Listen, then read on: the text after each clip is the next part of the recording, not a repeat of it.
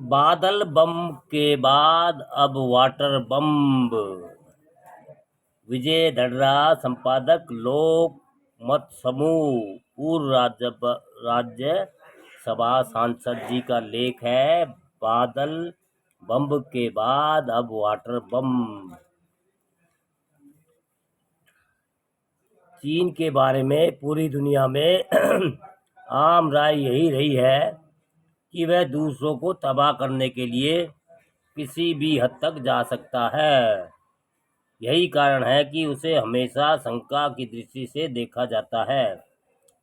पिछले सप्ताह तिब्बत में यालुंग सांगपो नदी पर चीनी प्रधानमंत्री ली कियांग ने दुनिया के सबसे बड़े बांध की नींव रखी, तो भारत से लेकर बांग्लादेश में चिंता फैल गई कि चीन इस बांध का इस्तेमाल कहीं नए हथियार वाटर बम के तौर पर तो नहीं करेगा।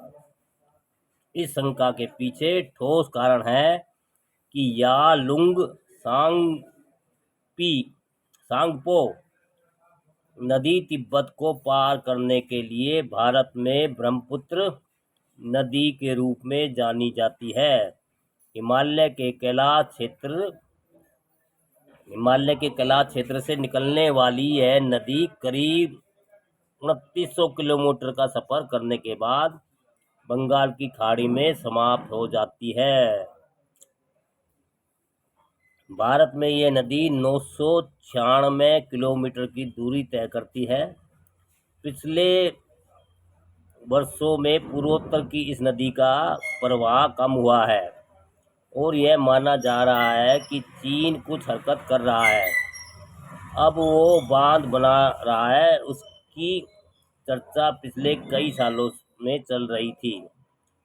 कहते हैं कि चीनी राष्ट्रपति शी जिनपिंग का यह ड्रीम प्रोजेक्ट है, मगर दुनिया भर के पर्यावरण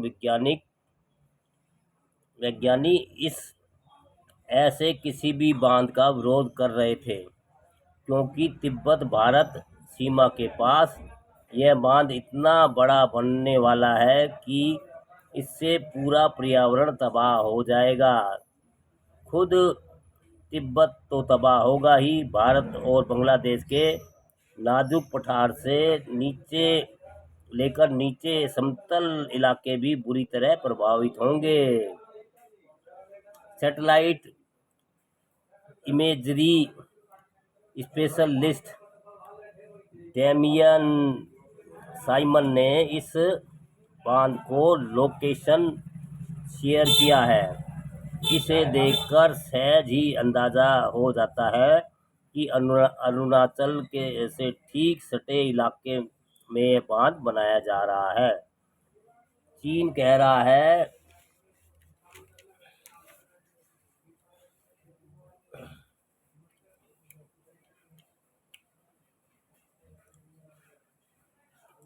रहा है कि इसमें 5 हाइड्रो पावर स्टेशन स्थापित होंगे।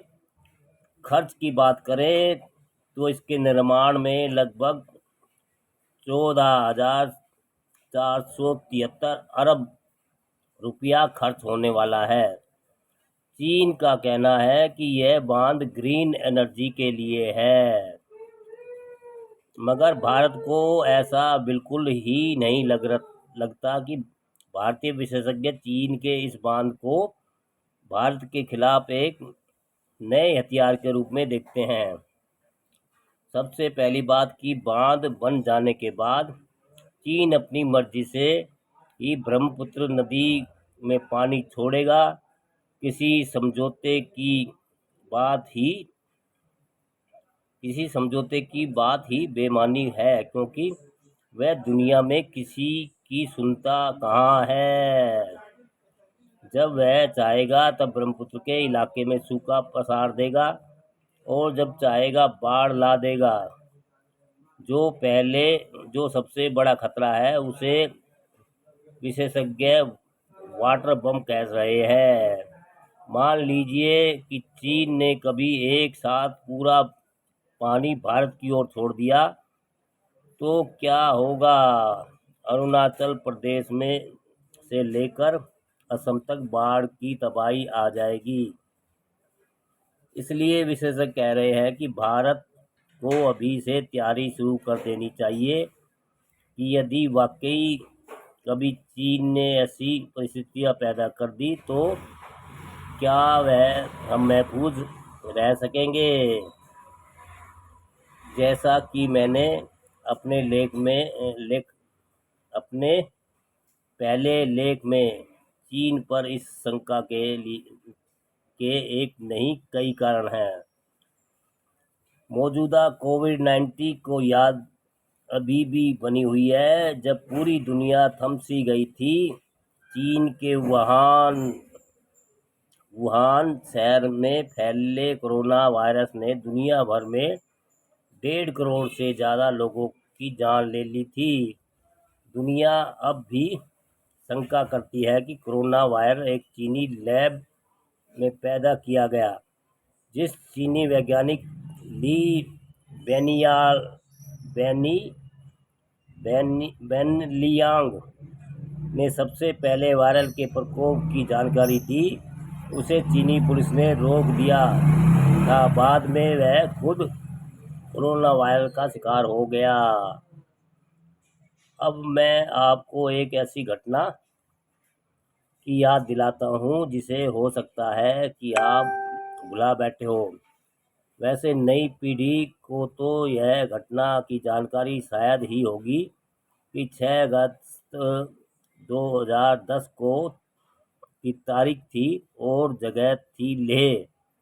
आप में से जिन लोगों ने लेह की यात्रा की होगी या उस इलाके के बारे में पढ़ा होगा, वे जानते होंगे कि नीले आकाश में उड़ते हुए बादल तो वहाँ खूब दिखते हैं, मगर वहाँ प्राकृतिक परिस्थितियाँ ऐसी है कि सालाना 4 इंच से भी कम बारिश होती है। नवंबर से लेकर अप्रैल महीने तक वहाँ बर्फ गिरती है। बर्फ की मोटी चादर बिछ जाती है, लेकिन बारिश कहीं हमेशा कमी रहती है। लद्दाख इलाके को कोल्ड डेजर्ट कहा जाता है। लद्दाख इलाके का शहर है लेह, जहां 2010 में अचानक 2 घंटे में 14 इंच से ज़्यादा बारिश हो गई।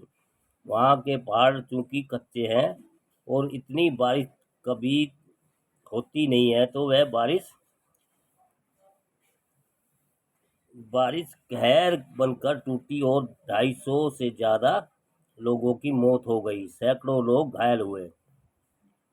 स्वाभाविक रूप से आप कहेंगे कि बादल फटने से चीन की क्या भूमिका हो सकती है, तो मैं आपको एक घटना याद दिलाता हूँ। 2008 में बीजिंग में ओलंपिक का आयोजन था और मौसम वैज्ञानिक कह रहे थे कि उद्घाटन समारोह के दौरान बारिश हो सकती है। सभी चिंतित थे, लेकिन चीन ने सिल्वर आयोडाइड से भरे 1000 से ज़्यादा रॉकेट बादलों पर दागे और बादलों को बीजिंग से दूर बरसा दिया। माना जाता है कि चीन में बादलों की मर्जी नहीं चलती, जहां चीन चाहेगा उन्हें वहीं बरसना होगा। इसलिए आज भी यह शंका कायम है कि लेह में चीन ने बादलों को हथियार की तरह इस्तेमाल किया था, तो नदी के पानी को वाटर बम के रूप में तब्दील कर देना उसके लिए क्या मुश्किल होगा? मुश्किल तो हमारी होने वाली है। इसलिए अभी से हमें वाटर बम का डिफ्यूज करने के रास्ते तलाशने होंगे। एक बात और कहना चाहता हूँ कि चीन दुनिया की महाशक्ति बनना चाहता है। जिस तरह से महाशक्ति बनने के लिए अमेरिका और रूस ने दूसरों को डराया और विभिन्न तरीके से आज भी डरा रहा है, उसी तरह चीन भी अपना खौफ पैदा करना चाह रहा है। मैं चीन को दोष नहीं देता, लेकिन सवाल मानवीयता का है। चीन उस मानवीयता को ही नष्ट करने में तुला है।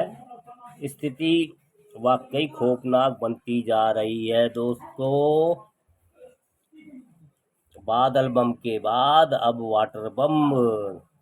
विजय धड़रा जी, संपादक लोकमत समूह, पूर्व राज्यसभा सांसद जी का लेख है दोस्तों। अच्छी जानकारी है।